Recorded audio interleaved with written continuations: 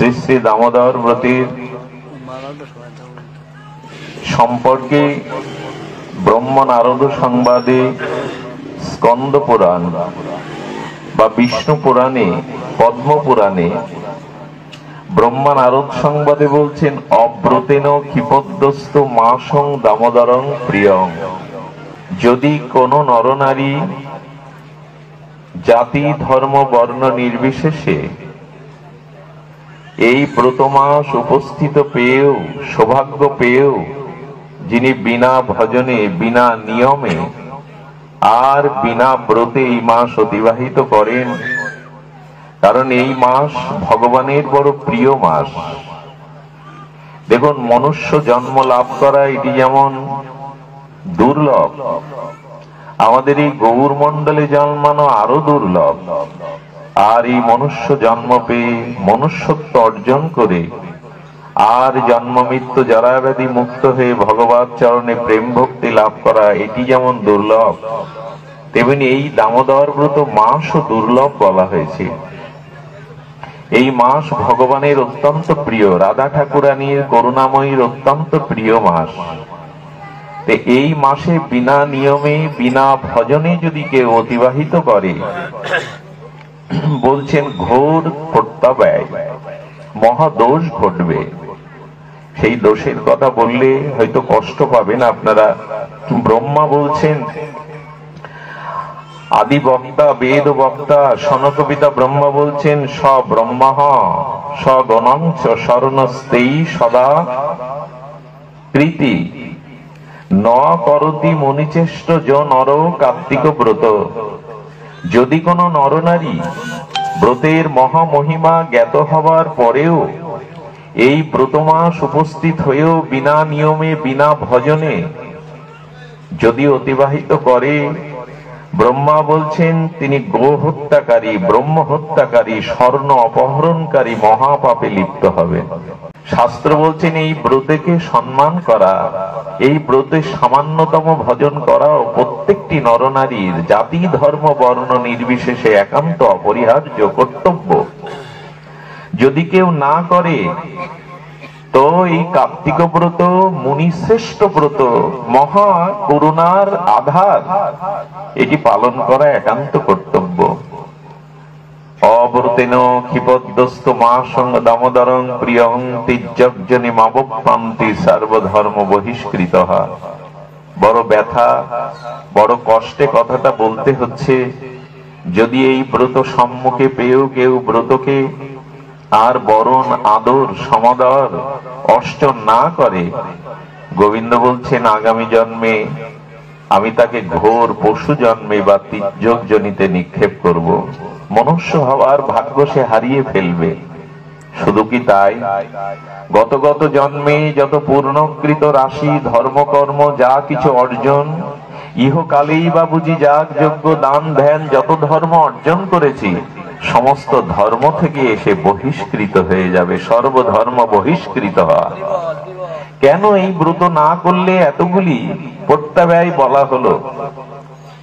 এর একটাই কারণ, যে মনুষ্য জন্মটা শুধু অর্থবিত্ত, সুন্দরী রমণী ভোগ্যের জন্য আমরা পাইনি।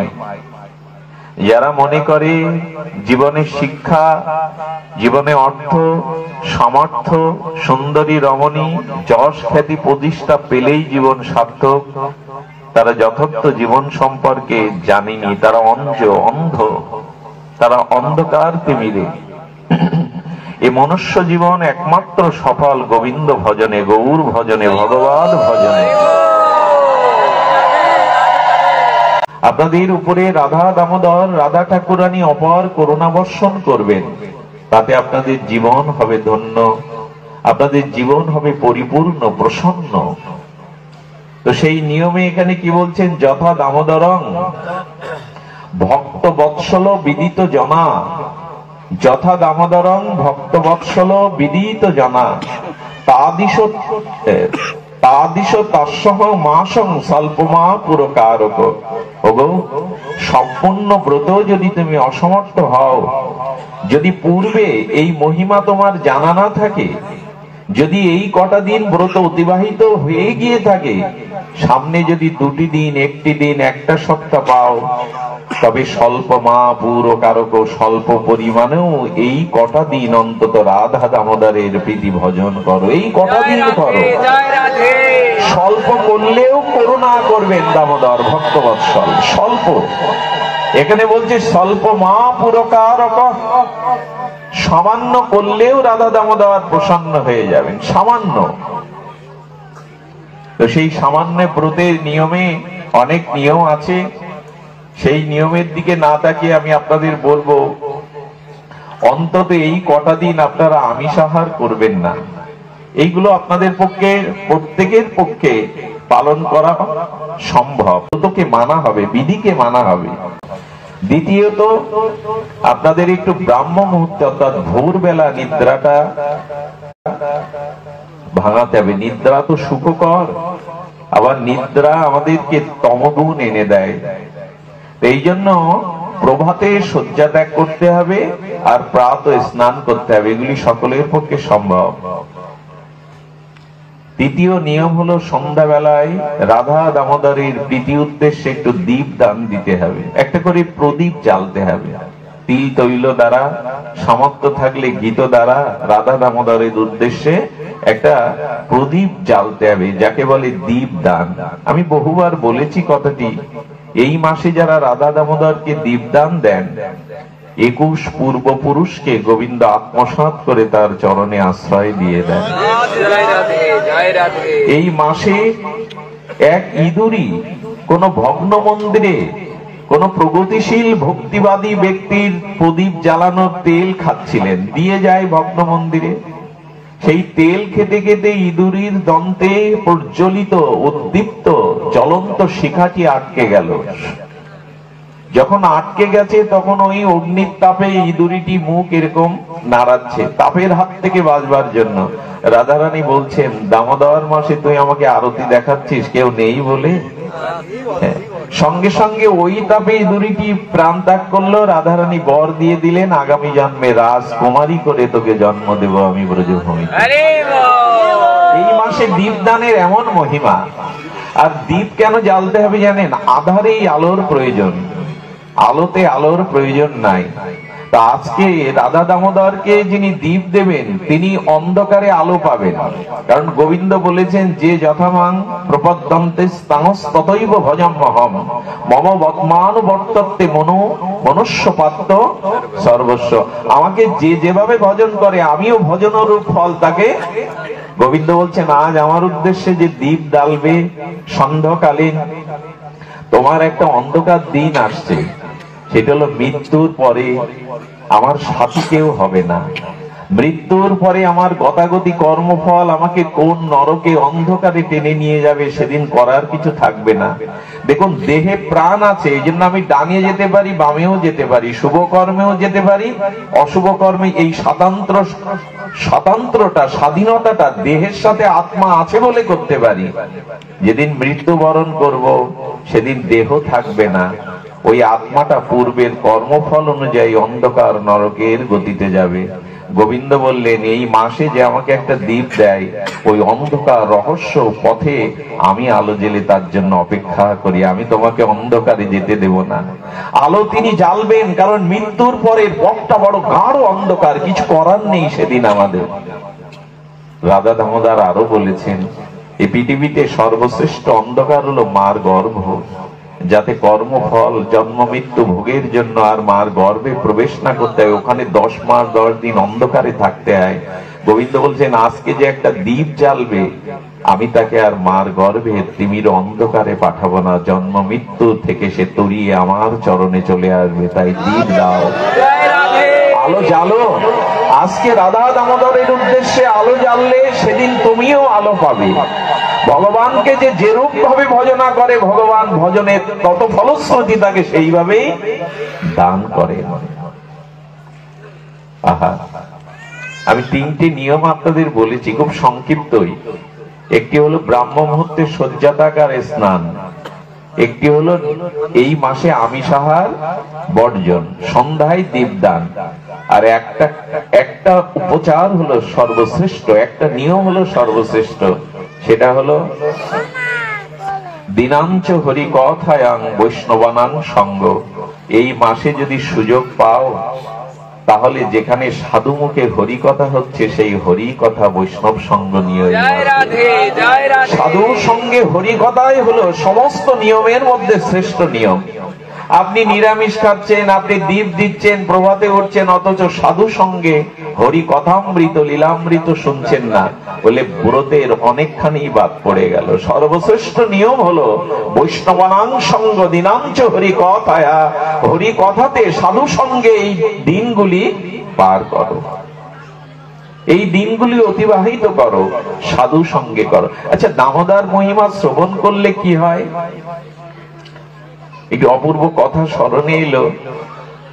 আচ্ছা, এই পৃথিবীতে সব থেকে বীরত্ব কোন কাজটি, মানে কি অর্জন করলে তাকে পৃথিবীর শ্রেষ্ঠ বীর বলা হবে, শক্তিমান বলা হবে, পৌরুষ বলা হবে? আপনি কি কর্ম করলে পৃথিবীর শ্রেষ্ঠ বলবান, শ্রেষ্ঠ বীর এবং আপনি পৌরুষত্ব প্রাপ্ত হবে? একটা সাম্রাজ্য জয় করলে, সম্রাট হলে, মুকুট মাথায় পড়লে সম্রাটের, আপনি বীর হয়ে যাবেন? আপনি পৌরুষ লাভ করবেন না। গোবিন্দ ভাগবতে বলেছেন, সুখদেব গোস্বামী বলেছেন, এই পৃথিবীতে সব থেকে বীরত্ব হলো, সব থেকে বড় পৌরুষত্ব হলো ভগবানকে কেউ যদি বাঁধতে পারে সেই হলো বীর, সেই হলো শ্রেষ্ঠ। যদি ভগবানকে কেউ বাঁধতে পারে, সাম্রাজ্য পাওয়াটা বীরত্ব নয়, পৌরুষত্ব নয়, রাজ মুকুট পরাটা পৌরুষত্ব নয়। ভগবানকে কেউ যদি বাঁধতে পারে তিনি হলেন বীর, তিনি হলেন সম্রাটেরও চক্রবর্তী, অধিপতি। তো গোবিন্দ ব্রজে বসে বসে চিন্তা করলেন, আমি তো অনন্ত জীবকে মায়ার দ্বারা বেঁধেছি, আমাকে বাঁধবার ক্ষমতা কারো আছে? আহা, ব্রজেন্দ্র নন্দন, ব্রজ রসিক জন, ব্রজের নয়ন, গোপী পূর্ণ প্রাণ ধন, সেই গোবিন্দ তার বাৎসল্য লীলাতে যশোদা অঙ্গনে ব্রজে বসে বসেই ভাবছে, আমি তো জীবকে মায়ার দ্বারা বেঁধেছি, আমাকে কে বাঁধবে? আমাকে যে বাঁধতে পারে সেই তো বীর, সেই তো শ্রেষ্ঠ, সেই তো শক্তিমান, কে বাঁধতে পারে? গোবিন্দ মনে মনে চিন্তা করে দেখলেন, হ্যাঁ, আমাকে বাঁধবার ক্ষমতা আছে। সেটি হলো কারো হৃদয়ে যদি প্রেম থাকে, ভক্তি থাকে, তবে সেই প্রেম ও ভক্তির দ্বারা এসে আমাকে বাঁধতে পারে। অন্য কিছুর দ্বারা অনন্ত অসীম বিভু ভগবানকে, ব্রহ্ম বস্তুকে বাঁধা যায় না। গোবিন্দ চিন্তা করছেন, আমি মায়ার দ্বারা জীবকে বেঁধে রেখেছি, অনন্ত কোটি জীবকে, আমাকে বাঁধবার ক্ষমতা কারো আছে? গোবিন্দ মাথা নত করে বললেন, আছে। যার হৃদয়ে প্রেম ভক্তি আছে সেই কেবল আমাকে বাঁধতে পারে। আমাদের নাই বিধায় আমরা যশোদার মতো গোপালকে বাঁধতে পারিনি। যদি প্রেম থাকে, যদি ভক্তি থাকে, গোবিন্দ বললেন, আমি তার কাছে শুধু বাধা পড়ি না, আমি চিরদিনের মতো তার কাছে বিক্রি হয়ে যাই, নিজেকে বিক্রয় করে দেই। আমি ভগবান আত্মবিক্রয় করে দিই প্রেমময় ভক্তিময় ভক্তের কাছে। আমি নিজের বলে কিছু রাখি না, আমি তার কাছে নিজেকে বিক্রি করে দিই, আত্মবিক্রয় করে দেন গোবিন্দ। এই জন্য প্রেম ভক্তি ডোরে বাঁধে মায়। যশোদা মা বেঁধেছিলেন রঞ্জু দিয়ে না, প্রাকৃত জগতে দড়ি দিয়ে ভগবানকে বাঁধা যায় না, তার হৃদয়ে প্রেম ছিল। কেমন প্রেম শুনবেন। দেবকী এসেছিল, যশোদা এসেছিল প্রভাত যজ্ঞে। এখন দেবকীও কৃষ্ণকে কোলে নিতে ছুটছে, যশোদাও ছুটছে। নারদ বলছে, দাঁড়াও, এক কানাইকে তোমরা দুইজন একসাথে কি করে কোলে নেবে? দুইজন মা বটে, যশোদা এবং দেবকী, কিন্তু একজনের কোলে ছাড়া তো গোবিন্দ যেতে পারবে না। নারদ ঋষি জগতে মা যশোদার প্রেম বাৎসল্য প্রকাশ করবার জন্য একটা লীলা বিস্তার করলেন। বললেন, মা তোমরা এখানে বসো, 100 পদ্মা কাপড় তোমাদের বুকের উপরে দেয়া হবে। যার বুকের স্তন থেকে দুগ্ধ খরিত হয়ে শতাধিক কাপড় ভেদ করে গোবিন্দের দিকে ছুটবে, সে আগে কোলে নেবে গোবিন্দকে। 100 কাপড়ের পদ্মা দেয়া হলো। দেবকী মনে মনে প্রসন্ন হলেন, কারণ যশোদা তো তাকে গর্ভে ধরেনি, আমিই তাকে গর্ভে ধরেছি। আমার বুকে দুধ আছে গোপালের জন্য, উনি আত্মতুষ্টিতে ভুগে বুকের দুধটা গোপালের বাৎসল্য বদনের কথা চিন্তা করে ছেড়ে দিলেন। কয়েকটা কাপড় পদ্মার পরে দুধ আর আসলো না। যশোদা কাঁদছে, গোপাল রে, আমি তো তোকে পেটে ধরিনি রে, আমার যোগ্যতাও নেই, আমার যোগ্যতা নেই, আমি তোকে তো পেটে ধরিনি রে, আমি তোকে কেবল লালন পালন করেছি, এ জন্মে বুঝি আর তোকে কোলে নেওয়া হলো না। যশোদা চোখের জল, গোবিন্দ কথা চিন্তা করতে করতে, আর তাকে তো দেবকীই তো তোকে কোলে নেওয়ার অধিকারিনী, আমি তো অভাগিনী, আমি তো তোকে উদরে পেটে গর্ভে ধারণ করিনি গোপাল, আমি বুঝি তোকে কোলে নিতে পারবো না। এই চোখের জল আর বুকের অমৃত দুগ্ধ শত কাপড় ভেদ করে গোবিন্দের দিকে ছুটে চলে গেল। তখনই কৃষ্ণ এসে যশোদার কোলে বসলেন। দেবকীকেও নিয়েছিলেন, তবে জগতে দেখালেন, যা হৃদয়ে আমার জন্য এমন প্রেম আছে, আমি তার কাছেই বাধা পড়ি, আমি তার কাছেই চিরদিন আবদ্ধ হই। যা হৃদয়ে আমার জন্য প্রেম ভক্তি আছে, আমি তার কাছেই কেবল বাধা পড়ি গো, আমাকে অন্য কিছু দ্বারা বাধা যায় না। ভক্তবৎসল দামোদরের এক অপর করুণা, তিনি বলেছেন, প্রেম ডোরে বাঁধে মাই, যদি প্রেম থাকে তবে আমি বাধা পড়ি, আমি বাধা পড়বই। সুধীজন, এই ভক্তবৎসল দামোদরের আপনারা বন্ধনের কথা শুনেছেন। এখানে বলা আছে যে এই বন্ধনের জন্য গোবিন্দ কি করেছিলেন, বলেন আমাকে বাঁধতে পারো, আমাকে তোমরা বন্ধন করতে পারো, তবে আমি সেই বন্ধন স্বীকার করব যদি প্রেম ভক্তি থাকে, যদি না থাকে তিনি স্বীকার করেন না। ভক্তগণ, এই জগতে তারই ফলশ্রুতি, তারই প্রকৃত শক্তিমত্তা, তিনি পৌরুষত্ব পরমবীর গোবিন্দকে যিনি বাঁধতে পারেন। বেঁধেছিল মা, এবং সেটার কারণ হলো প্রেম। আমাদের দরকার এই মনুষ্য জীবনে সদ্গুরু চরণাশ্রয় পূর্বক নববিধা ভক্তির দ্বারা এই প্রেম ভক্তি লাভ। তবে প্রেম পেতে গেলে, এই প্রেম ভজন করতে করতে প্রেম পাওয়াটা, শ্রী গোবিন্দ চরণে শুদ্ধ প্রেম ভক্তি পাওয়াটা আপনার সাধনার উপরে শুধু নির্ভর করছে না, ভগবানের কৃপার উপরেও নির্ভর করছে। আচ্ছা, প্রহ্লাদ মহারাজ নববিধা ভক্তি দিয়েছিলেন, শ্রবণ কীর্তন স্মরণ বন্দন অর্চন দর্শ সখ্য আত্মনিবেদন। কয়টা দিলেন? 9টা ভজনাঙ্গ দিলেন। মহাপ্রভু কয়টা দিলেন? 5টা। সাধু সঙ্গ, ভাগবত শ্রবণ, হরিনাম সংকীর্তন, শ্রদ্ধায় শ্রীবিগ্রহের সেবন, আর মথুরায় বাস, এই পঞ্চ শ্রেষ্ঠ ভজনাঙ্গ। তাহলে মহাপ্রভু দিলেন 5টি, প্রহ্লাদ মহারাজ দিলেন 9টি, আর রামচন্দ্র সবরীকে দিয়েছিলেন 10টি ভজনাঙ্গ। আর আমাদের রূপ গোস্বামী পাদ সেই নববিধা ভক্তিকে 64টি ভজনাঙ্গ করলেন। এই যেমন তুলসী পরিক্রমা, মন্দির পরিক্রমা, হ্যাঁ, বা একাদশী ব্রত, অশ্বত্থ বা তুলসী বৃক্ষকে, বটবৃক্ষকে জল সিঞ্চন করা, তুলসীকে প্রদক্ষিণ করা, একাদশী ব্রত আদি করা, কত রকম বিধান দিলেন। মন্দির মার্জন করা, মন্দির পরিক্রমা করা, তো এইভাবে গঙ্গা স্নান করা, রাধাকুণ্ড শ্যামকুণ্ডে স্নান করা, 64টি ভজনাঙ্গ দিলেন। 64, 10, 9, 5। আচ্ছা, এগুলো সব একজন যদি প্রতিপালন করে তিনি ভগবানের প্রেম ভক্তি পাবেন? বললেন কারো যেন মনে না হয় এগুলো সম্পূর্ণ ভজন করলেই আমি ভগবানকে পাবো। ভগবান বললেন ভজন করলে পাবে, তবে ভজনের অভিমান থাকলে প্রেম ভক্তি পাবে না।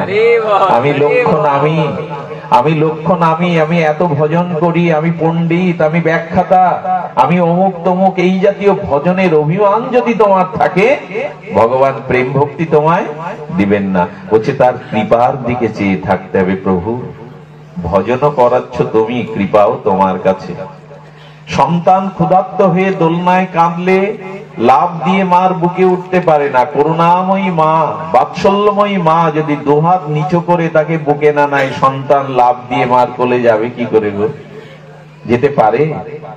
মাই তো তাকে করুণা দ্বারা হাতে তুলে নেয়, বুকে তুলে নেয়। তেমনি সাধনা করতে পারো, কাঁদতে পারো মা মা বলে, লাভ দিয়ে মার বুকে শিশু উঠতে পারে না, মা করুণা করেই বুকে নিয়ে নেয়। তেমনি ভজনটা তুমি করবে, কিন্তু অভিমান যেন ভজনের না থাকে। অভিমান শূন্য হলেই কেবল গৌর সুন্দর তোমাকে কোলে নিয়ে নেবেন। আর ভজনটা আর কিছু না, প্রেম। এই ব্রতটা হলো তাকে ভালোবাসবার জন্য। দেখুন, কারো জন্য প্রাণের অকৃত্রিম যদি একটু সেবা করা যায়, তার প্রতি আপনার টান, প্রেম, ভালোবাসা, অনুরাগ এগুলি সৃষ্টি হবেই। একটু যদি ভালোবাসা যায় তো হবে। আর এই মাসের প্রেম দানের একটি অপূর্ব মহিমা আছে। আচ্ছা, দীপাবলি গেল না, এই দীপাবলির দিন মা যশোদা, দীপাবলির দিন যশোদা মা গোপী মায়েদের নিয়ে চলেছে, মাটির প্রদীপ আর হাতে নিয়ে চলেছে। কোথায় চলেছে? যমুনা মাকে আর যমুনা দেবীকে তারা প্রদীপ দিয়ে গোপালের মঙ্গল কামনা করবেন, ব্রজবাসীদের কল্যাণ কামনা করবেন। তো যশোমতী মা প্রস্তুত নিচ্ছেন, আর গোপ গোপীদের নিয়ে যমুনা পুলিনে গিয়ে আর যমুনা মায়ের বুকে, যমুনা দেবীর বুকে প্রদীপ ভাসাবেন, প্রদীপ প্রজ্বলন করবেন, সবই গোপালের মঙ্গলের জন্য। গোপাল পেছন থেকে আঁচল টেনে ধরেছে, মা কোথায় যাচ্ছ? আমাকে নিয়ে যাবে না? নারী গোপাল, আমরা যমুনা পুলিনে যাচ্ছি প্রদীপ প্রজ্বলনের জন্য, আরাধনার জন্য, তুই আমার সাথে আসিস না। বললেন, মা আমিও তোমার সাথে পূজা করব। ওকে কে বাধা দেয়? ওকে কে আটকায়? মা যশোদা কোলে করে নিলেন বটে, তবে একটা শর্ত দিল, দেখ গোপাল তর্জনী তুলেছে, ওইখানে আমরা যাচ্ছি অষ্টনের জন্য, ব্রজবাসীদের মঙ্গল প্রার্থনার জন্য, যমুনা দেবীকে আরতি দেখাবো বলে প্রদীপে, তুই যদি ওখানে কোনো দুষ্টমি করিস। বললেন, মা আমি প্রতিজ্ঞা করে বলছি আমি কোনো দুষ্টমি, স্বভাব তো তার ওই, মা যা বলে মেনে নেয়, কিন্তু করেই তো দুষ্টমি। প্রদীপটা প্রজ্বলন করে যমুনা দেবীকে যখন আরতি করছে, করার পর প্রদীপগুলো স্রোতে ভাসিয়ে দিয়েছে। যমুনা মায়ের বুকে, দেবীর বুকে যখন ভাসিয়ে দিয়েছে, কালিন্দীর বুকে, তখন সবাই চোখ বন্ধ করে প্রার্থনা করছে, হে দেবী যমুনা, তুমি আমার গোপালকে সুস্থ রেখো, ভালো রেখো, ব্রজবাসীদের পরম কল্যাণে রেখো। মা যশোদা, গোপীরা যখন প্রার্থনা করছে চোখ বন্ধ করে, গোপালও চোখ বন্ধ করার অভিনয় করে ও চোখ খুলেছে সবার আগে, দেখছে সবার চোখ বন্ধ। আস্তে আস্তে যমুনায় নেমেছে, কোমর পর্যন্ত জলে নেমে প্রদীপগুলোকে ডাকছে, আয় তোরা, আয় না আমার কাছে আয়। কিছু প্রদীপ গোপালের আহ্বানে গোপালের কাছে এলো। প্রদীপগুলো কুড়িয়ে নিয়ে উনি পীতবরণ অঞ্চল আঁচলে বেঁধে নিলেন, বেশ মুড়িয়ে বেঁধে নিলেন। আবার চোখের দিকেও লক্ষ্য আছে, চোখ খুললে তো ধরা পড়ে যাব। চোখ খোলার আগেই উঠে এসে আর উনি মার পাশে বসেই চোখ বন্ধ করে উনিও যেন ধ্যান করছেন যমুনার। চোখ খোলা হলো, সবাই যমুনাকে প্রণাম করলেন। নন্দ ভবনের দিকে অভিমুখে গমন করতে গিয়ে সেই পুটুলি বাঁধা মাটির প্রদীপগুলো ঝনঝন করছে। কিরে গোপাল, এলি তো খালি হাতে, আঁচলে আবার কি চুরি করে নিয়ে যাচ্ছি সেখান থেকে? কি তোর আঁচলে কি? এই মা টেনে দেখে যে প্রদীপগুলো ভাসিয়েছিল, প্রায় অর্ধেক প্রদীপ গোপাল ওই আঁচলে বেঁধে নিয়েছেন পীতবনের। বললেন, তোর চুরি স্বভাবটা কোনো কালেই যাবে না রে। প্রদীপ ভাসালাম যমুনাকে, তাতেও তুই তুলে নিয়ে যাচ্ছে, এগুলো করবি কি? কি বললো জানেন? এই কথাটা শুনলে হৃদয় বিগলিত হবে। এই কথা কর্ণ দিয়ে হৃদয় স্পর্শ করলে অনুভূতি আসবেই। গোপাল বলল, মা আমার চিরদিনের একটা স্বভাব আছে জানো। কি স্বভাব গোপাল? বলে, আমার সামনে কেউ যদি স্রোতে ভেসে যায়, আমি তাকে ভাসতে দেই না, আমি ভেসে যেতে দেখতে পারি না। আমার সামনে কেউ যখন ভেসে যায় আমি সেটা পারি না সহ্য করতে। তাই তোমাদের প্রদীপগুলো যখন স্রোতে ভেসে যাচ্ছিল, মা আমি নেমে ওদের ডেকেছিলাম, তোরা ভাসবি কেন, আয় আমার কাছে আয়। কিছু যে প্রদীপগুলো এসেছিল মা, আমি তাদের কোলে নিয়েছি, এই জন্য আমার সামনে আমি কাউকে ভাসতে দেই না। যে প্রদীপগুলো আমার আহ্বান শোনেনি তারা। আচ্ছা, যশোদা মা বলছেন, আমি তোর মাথা মুন্ডু কথা কিছু বুঝতে পারছি না, প্রদীপ দিলেই তো ভাসবে। গোবিন্দ বোঝাতে চাইছেন, তোমরা ওই মৃত্যুময় সংসার সাগরে, জন্ম মৃত্যু চক্রে তোমরাও ভাসছ। কতকাল ভাসছি বলতে পারি কি বাবা?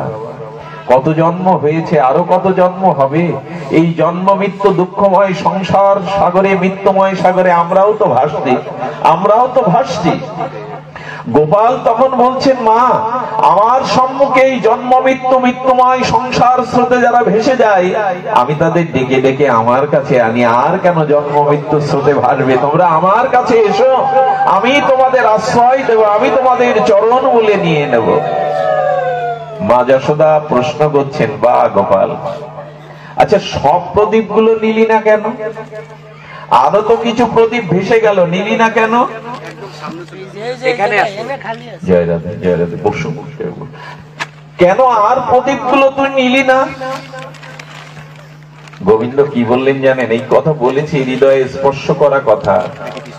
গোবিন্দ বলছে, নিলাম না এই জন্য মা, আমি কখনো বংশীর ধ্বনি দিয়ে, কখনো হরিরাম ধ্বনি দিয়ে, কখনো দুবাহু উত্তোলন করে জীবকে ডাকি, আর কেন ভাসবে? আমার চরণে এসো। মহাপ্রভু হরিনামে ডাকলেন, আর অখণ্ড পরতত্ত্ব ব্রজেন্দ্র নন্দন বংশীর ধ্বনিতে জীবকে ডাকলেন।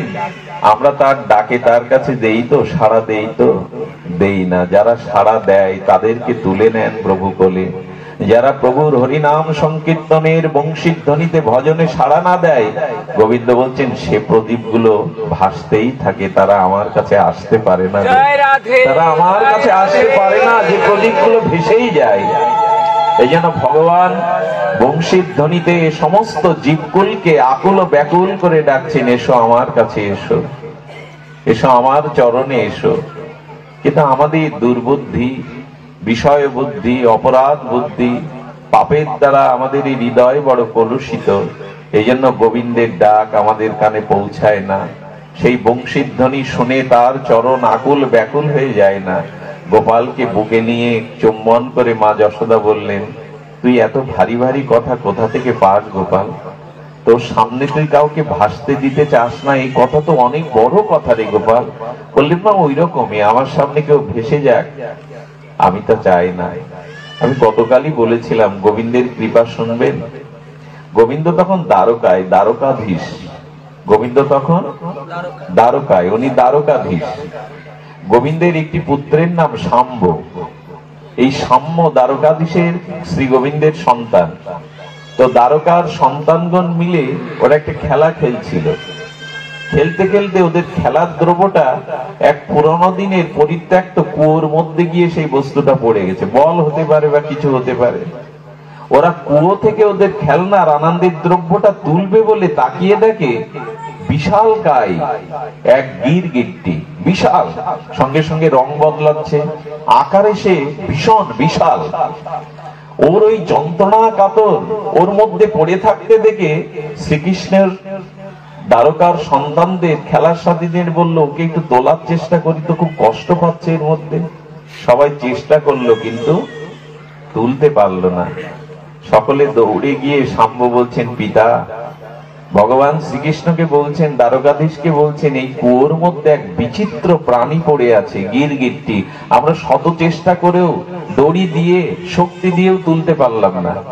গোবিন্দ মনে মনে হাসছেন, তোরা কেন, পৃথিবীর কেউ ওকে তুলতে পারবে না। গোবিন্দ এক পা দুপা করে এগিয়ে এলেন, হাতটা প্রসারিত করে ওর গায়ে যেই ছোঁয়ালেন, শ্রী গোবিন্দের করপল্লবের হস্তের স্পর্শ পেয়ে সেই গিরগিট্টি শরীরটা ত্যাগ করে দেবীয়মান জ্যোতির্ময় মূর্তিতে, দেব মূর্তিতে প্রকাশ হলো এক দেবতা। জ্যোতির্ময় মূর্তিতে গোবিন্দ সব জানেন, সর্বজান্তা, সর্ব অন্তর্যামী। প্রভু বলছেন, হে দেবতা, কে আপনি? এই জ্যোতির্ময় পরম চিন্ময় মূর্তিতে আপনি আবির্ভূত হলেন, কি আপনার পরিচয় দেন? দেবতার চোখে তখন জল, উজ্জ্বল কৃত দেবীয়মান দেব জ্যোতি সম। তিনি বলছেন, প্রভু, সব জেনেও আপনি আমার কাছে জিজ্ঞাসা করছেন আমি কি প্রভু? তবে আপনি শুনতে চেয়েছেন, আমার বলা কর্তব্য। আসলে ভগবান আমাদের জানানোর জন্য শুনতে চাইছেন। কেউ এই ক্রিকোলাস কে? ওর নাম ছিল ক্রিকোলাস, গিরগিটির মতো। ক্রিকোলাস তখন ওই চিন্ময় জ্যোতিতে গোবিন্দের স্পর্শ পাওয়ার সাথে বললেন, প্রভু, এই দিনটার অপেক্ষায় আমি হাজার হাজার বছর এখানে কষ্ট যন্ত্রণায় পড়ে আছি, শুধু এই দিনের অপেক্ষায়। কবে তোমার করুণার হস্ত, কৃপার হস্ত আমার অঙ্গে লেগে আমি এই অভিশপ্ত জীবন থেকে মুক্ত হব। আচ্ছা, কে বলো তো, তোমার পরিচয় দাও। বললেন আমি নিরীহ রাজ।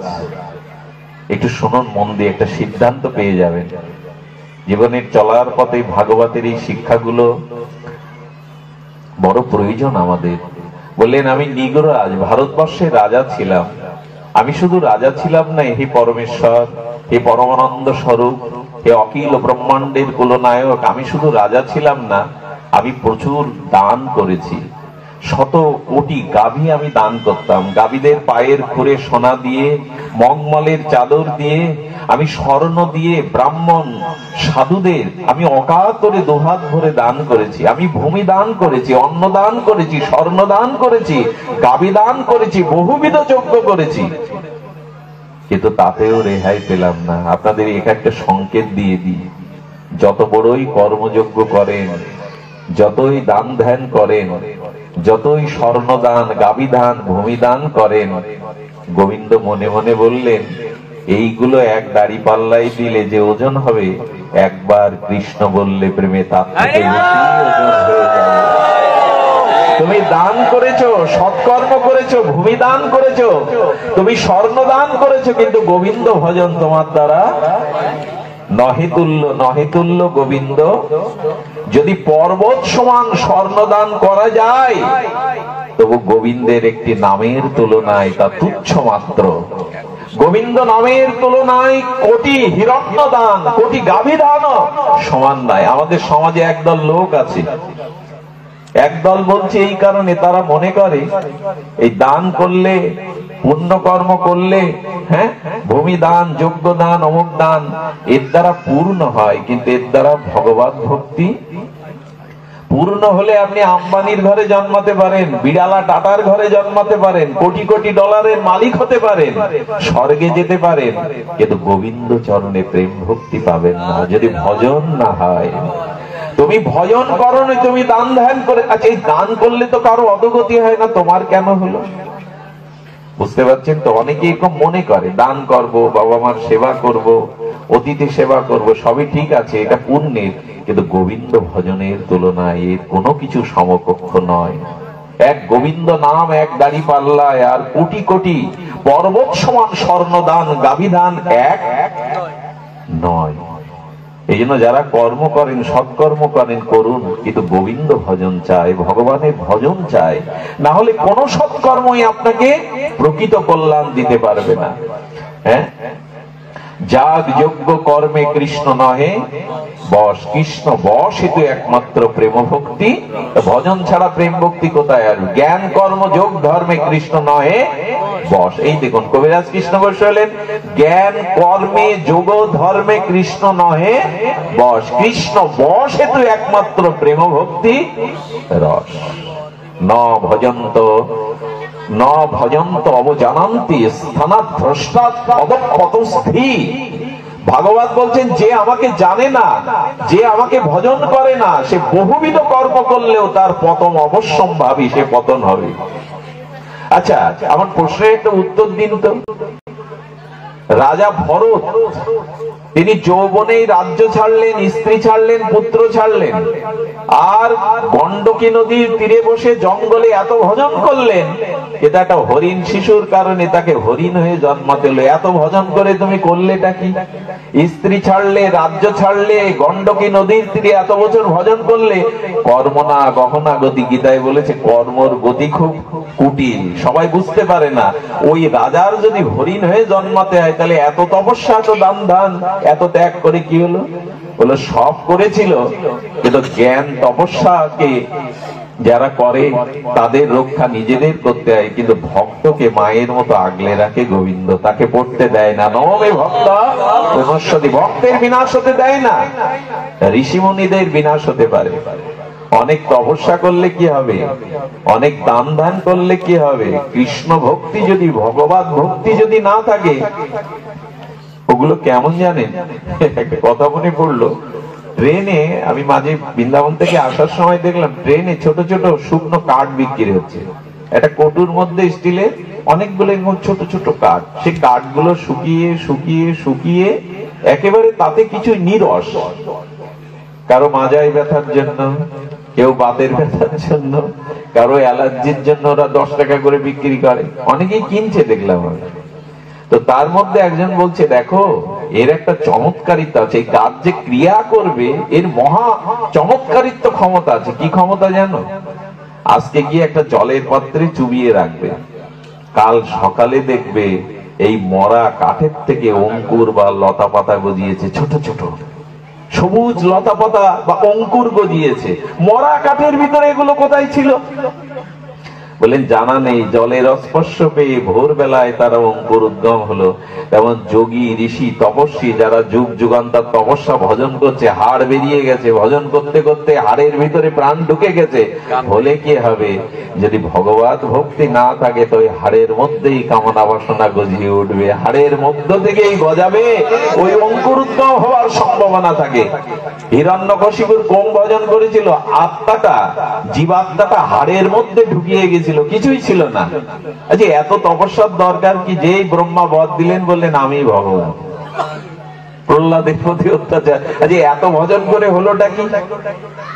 তার মানে আমি বলতে চেয়েছি, গোবিন্দ ভজন না হলে, ভগবত ভক্তি না হলে তপস্যার দ্বারাই রেহাই পাওয়া যায় না। এই জন্য ও বলছে, আমি দান ধ্যান করার পরে একদিন একটা দুর্ঘটনা ঘটে গেল। উনি গাবি দান করলেন এক যাজ্ঞিক ব্রাহ্মণকে, ব্রহ্মজ্ঞ ব্রাহ্মণকে। সেই গাবিটা পালে পালে যেতে যেতে ওই পাল থেকে এই নৃগ রাজার দান করা গাবিটা অন্য একটা গাবির পালে চলে গেল।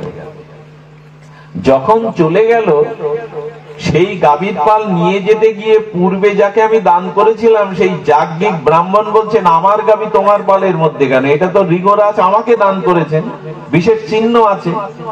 তখন বলছে যে দেখুন না, এটা আমি আপনাকে দিতে পারবো না। এটা কে আপনাকে দান করেছেন, কেন দান করেছেন আমি জানি না, তবে এটাও আমি দানে পেয়েছি। বললেন কি করে? আসলে ওই গাবিটা ওই ব্রাহ্মণের দল থেকে ছুটে পূর্বের অভ্যাসে আবার নৃগরাজের গাবির দলের মধ্যে ঢুকে পড়েছিল। ওই গাবিটা আবার আর এক ব্রাহ্মণকে উনি দান করেছেন। সেই ব্রাহ্মণের দলে থেকে পূর্বের দাতা ব্রাহ্মণ বলছেন, এ গাবি তো আমার। বলে না, এটা আমাকেও দান দিয়েছেন উনি, এটা আপনার হতে পারে না। এটা মর্যাদার প্রশ্ন। তো রাজার কাছে আসার পরে রাজা বলছেন, এই গাবিটার বিনিময়ে আপনাদের দুজনকে আমি 1,00,000 গাবি দেব, দয়া করে এ নিয়ে আপনারা ঝগড়া করবেন না। প্রথম যিনি দান পেয়েছিলেন গাবি, তিনি বললেন, 1,00,000 গাবি দিলেও আমি ওই গাবি ছাড়া, কারণ ওটা আমার হাতে আপনি দান দিয়েছেন, ওটা ছাড়া আমি অন্য গাবি দেব না। পরের জনকে বলছেন, আপনি ওনাকে ওই গাবিটা দিন, আমি 1,00,000 গাবি আপনাকে উন্নত দান করছি। বলেন, আমিও যাজ্ঞিক ব্রাহ্মণ, আমারও মর্যাদা আছে, যেটা আমাকে দিয়েছেন ওটা আমি অন্যকে 1,00,000 গাবির বিনিময়ে। দুইজন অসন্তুষ্ট হয়ে চলে গেল। সেই ব্রাহ্মণের মানসিক অসন্তোষের কারণে আমার পতন হয়ে গেল। আমাকে যমরাজ বললেন, এই ব্রাহ্মণ যাজ্ঞিক অসন্তোষের কারণে তোমাকে যে পাপ স্পর্শ করে, যে পুণ্য তোমার আছে, তুমি কোনটা নেবে? আমরা হলে আগে বলি, আমরা আগে সুখটাই নেব, স্বর্গটাই নেব। জ্ঞানীরা তা বলে না। জ্ঞানীরা বলে, আমার পাপটাকে খয়ে নিন দুঃখ যন্ত্রণা দিয়ে। বললেন, কি কোলাস হয়ে তুমি জন্মাও, তবু যে গাবি দান করেছো, দান ধ্যান সৎকর্ম করেছো, সে কারণে গোবিন্দ হাতের স্পর্শে একদিন তুমি মুক্ত হয়ে যাবে। প্রভু, প্রভু আমি এখানে কেন পড়ে রয়েছি যুগ যুগান্তর, জানো তোমার মতো কৃপালু দয়ালু কেহ নাই প্রভু। তোমার স্পর্শেই আমি দিব্য চেতনা পেয়ে দিব্য ধামে গমন করছি প্রভু। আমি জগৎজীবকে বলে যেতে চাই, ভজনও যদি করতে হয় এমন দয়ালু কৃপারু শ্রী গোবিন্দের ভক্ত বৎসল কৃতার্থ ভগবান গোবিন্দের ভজন করো, গোবিন্দের নাম করো, যার হাতের স্পর্শে আমার মতো পাপীও দিব্য ধামে গমন করে। তোমরা ভগবানের ভজন করো। আমি বলতে চেয়েছিলাম, এটা কৃপা, এটা গোবিন্দের অপরিসীম অনন্ত অহেতুকী কৃপা। এমন কৃপা কেউ, দেখুন ব্রাহ্মণ অসন্তুষ্ট হয়ে তাকে কয়েক জন্ম ওখানে পচে মরতে হলো, গোবিন্দের হস্ত স্পর্শেই তিনি মুক্ত হয়ে চলে গেলেন। এই জন্য আপনাদের কাছে নিবেদন করব, করুণা আর কারো মধ্যে নাই।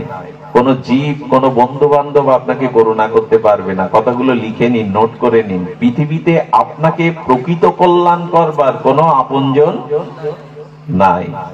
হ্যাঁ, দুঃখের দিনে দুটো অর্থ দিতে পারে, পাশে দাঁড়াতে পারে, চোখের জল মোছাতে পারে, কিন্তু জন্ম মৃত্যু কর্মফলের দুঃখ ঘোচানোর জন্য গোবিন্দ বিনা কোনো বন্ধু নাই, গুরু বিনা কোনো বন্ধু নাই। কেউ এখানে প্রকৃত অর্থে কেউ বন্ধু নয়। আর বলছেন জীব আপনাকে করুণা করতে পারবে না, কাল আপনাকে ছেড়ে দেবে না, মৃত্যু আপনাকে ছাড়বে। মৃত্যু যদি শিয়ারে উপস্থিত হয়, যদি বলেন আমি এত টাকা দিচ্ছি, আমাকে আর 2 দিন আয়ু দাও, দেবে? কাল কারো অনুনয় বিনয় শুনবে? তাহলে কাল করুণা করবে না, জীব করুণা করবে না, মায়া তো করবেই না। মায়া বরঞ্চ আপনাকে কৃষ্ণকে ভুলিয়ে রেখেছে, তাই তো? তাহলে মায়া কৃপা করবে না, কাল কৃপা করবে না, হ্যাঁ, কে কৃপা করবার আছে? জীব কৃপা করতে পারে না।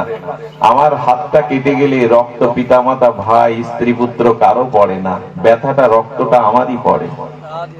আর কারো করে কি? আমাকে সাপে কাটলে বিষের জ্বালা আর কারো করে কি? তো যে ব্যথা নিতে পারে না, সে আপন হয় কি করে?